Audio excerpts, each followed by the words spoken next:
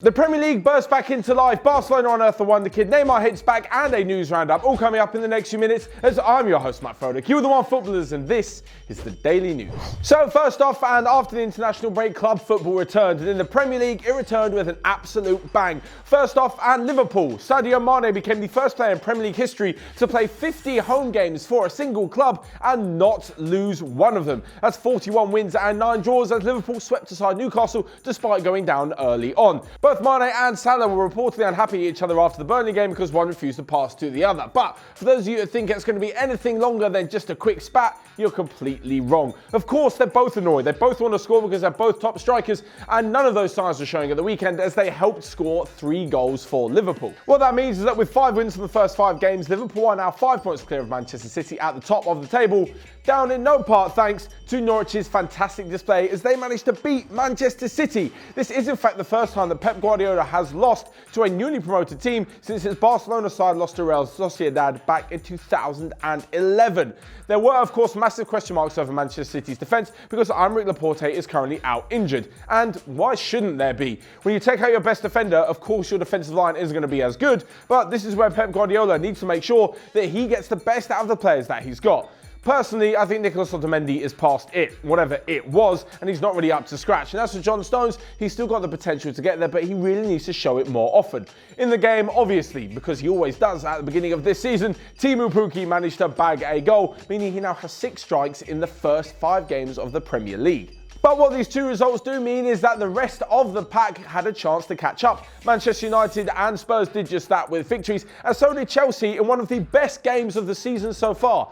Unless you're a Wolves fan, that is. There was goals galore and some of them were absolutely ridiculous. Fikayo Tomori's first goal for Chelsea was scored with his first shot on goal in the Premier League, and it was an absolute banger. This though wasn't the main talking point of the game as Tammy Abraham stole all of the headlines. He scored 4 times. Once in the wrong goal and 3 times in the correct goal. His third one being absolutely brilliant. A quick bit of skill to beat Conor Cody and he absolutely buried it. Of course, Mason Mount also got on the score sheet for Chelsea, meaning he now has 3 in the first 5 games of the season. And mad props to Frank Lampard for actually playing these players. He knows all about Chelsea and knows they have some really good youth players, so giving them the chance is proving massively rewarding. As for Tammy Abraham, well, he's actually become only the 3rd Premier League player under the age of 21 to score 2 or more goals in 3 consecutive matches. The other 2 to do it were Cristiano Ronaldo and Dele Alli. So talking of young stars, and over to La Liga now, where Barcelona appear to have unearthed a wonderkid. But I'm not going to speak too highly just yet because we don't want to put any pressure on 16-year-old Ansu Fati. After coming on against Osasuna and scoring within 6 minutes in the last game, he was handed a start for the first time ever for Barcelona at the Nou Camp. What did he do? He scored within 2 minutes, he also assisted and became the youngest player in La Liga history to score and assist a goal in the same match. Now, as I mentioned before, there is no point in putting so much pressure on someone so young. Don't get me wrong, I'm just as excited as any other football fan around the world when a young kid comes through and really shakes things up. It's brilliant to see, but what you don't want to do is have him burn out by the age of 20 or 21. There should be no comparisons to Messi, there should be no calls for him to potentially win the Ballon d'Or in the future. Absolutely nothing. Just let him enjoy his game time and get on with developing, because at Barcelona, he's going to have the opportunity to do just that. He can also learn a bit from Messi in training, considering that the Argentine is now back in full training, however, won't be in the matchday squad potentially for the next game either. Elsewhere in La Liga, and there was also a debut for Eden Hazard, the king assist maker and just general all-round top player. Wasn't actually involved too much as Real Madrid just managed to win 3-2. The plaudits in that game went to Karim Benzema, who continues to defy all of the doubters by scoring 2 goals. They did win 3-2 in that match. And talking of assist makers, Jadon Sancho, what about him? Another 2 assists this weekend as Dortmund dispatched of Leverkusen 4-0, and along with the fact that Leipzig and Bayern both drew against each other in a 1-all game, and that means that Dortmund have had a pretty good weekend overall. So moving on now and to Ligue 1, where of course we've got to talk about Neymar. And for once, it's not even about the Neymar transfer saga, because after all of that, he is back on the pitch doing what he does best, scoring ridiculous goals. They only managed to beat Strasbourg 1-0 at home, but it came from Neymar, who was subject to booing from his own fans for the whole 90 minutes, scored a ridiculous acrobatic left-footed kick straight off the post into the back of net. It was unbelievable. And I'm not going to lie, he annoyed me all summer. He was super annoying with the whole transfer saga. But now, having endured that for 90 minutes and then popping up with a winner, I give a little bit of respect to him. Of course, this hasn't gone all the way of repairing the damage with the PSG fans, but it's helped a little bit. Elsewhere in the league, and my word, down on the south coast, Monaco lost 4-3 in an absolute thriller to Marseille, and it was an incredible match, and I really implore you should go and check out all of the highlights. Elsewhere around Europe, and Mario Mandzukic is leaving Juventus and heading to Qatar, but they could have done with him this weekend as they failed to find the back of the net in a 0-0 draw against Fiorentina. Elsewhere in the division, it meant that Inter Milan are now top of the league after winning 1-0 with a goal from Sensi, and Henrik Mkhitaryan made his debut for Roma on loan from Arsenal, and he managed to get on the score sheet as Roma won 4-2.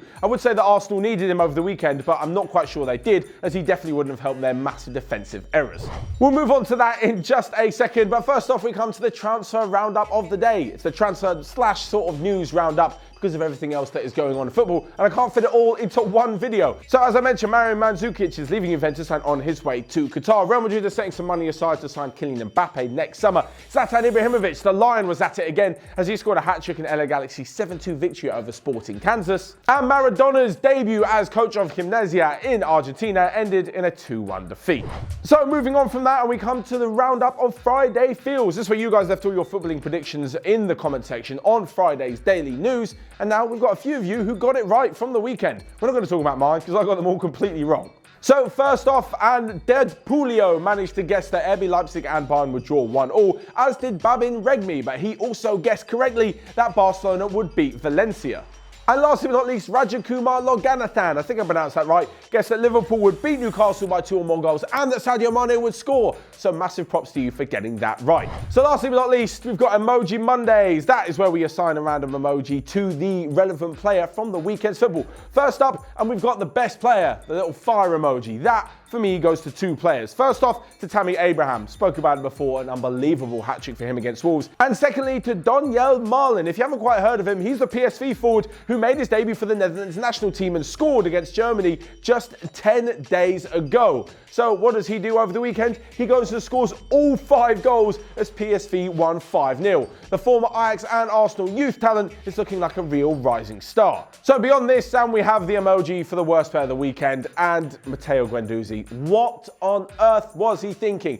He wasn't like ridiculously terrible, but he had a very poor game against Watford, got booked, and then as he got subbed off, he started taunting the Watford fans with 2-1.